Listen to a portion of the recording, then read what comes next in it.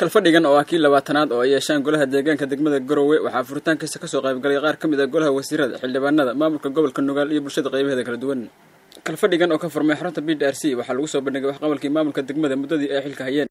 waxqabadkii 6 bilood oo la soo dhaafay ee golahani jiray waxa kamid ahaa ammaan ciidanka dawladda hoose wuxuu ahaa mid aan rug lahayn oo ku dayacan xarunta degmada maamulka degmadu wuxuu diyaariyay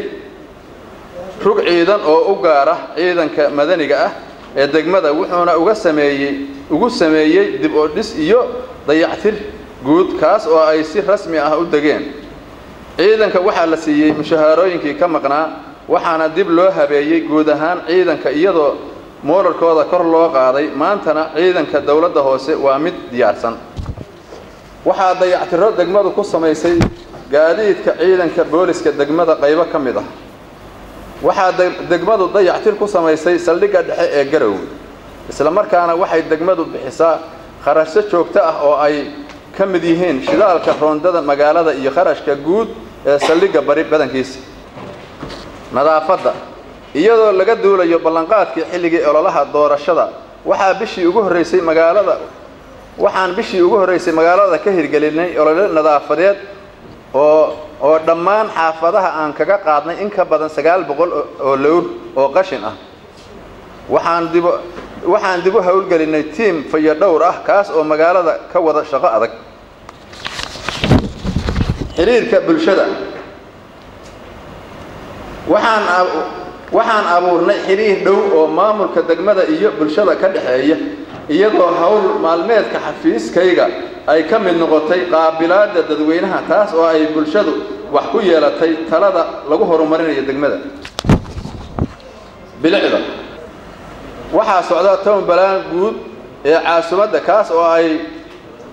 wadaan khubaro caalami ah oo aan uga yeeranay wadanka Holland waxaana rajaynaynaa in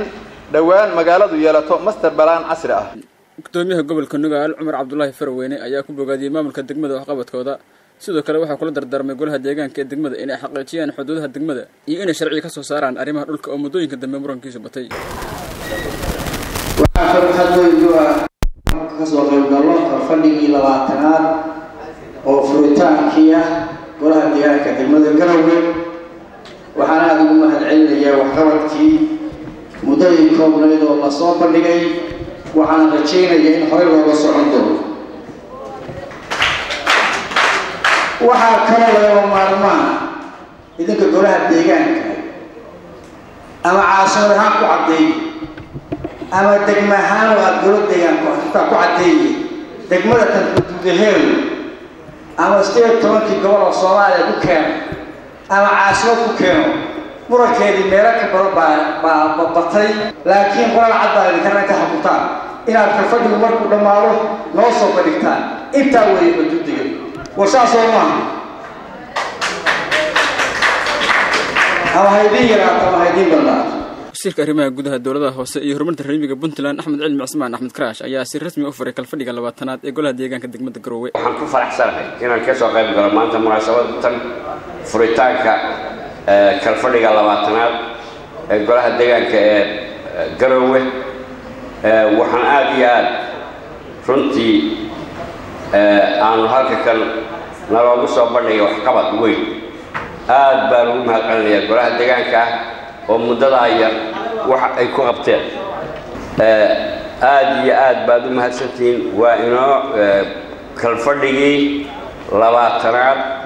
ee golaha deegaanka degmada Garowe waa inoo furan yahay laga bilaabo saacadda tan Cabdiqaadir Maxamed Cabdi Jubbaland TV Garowe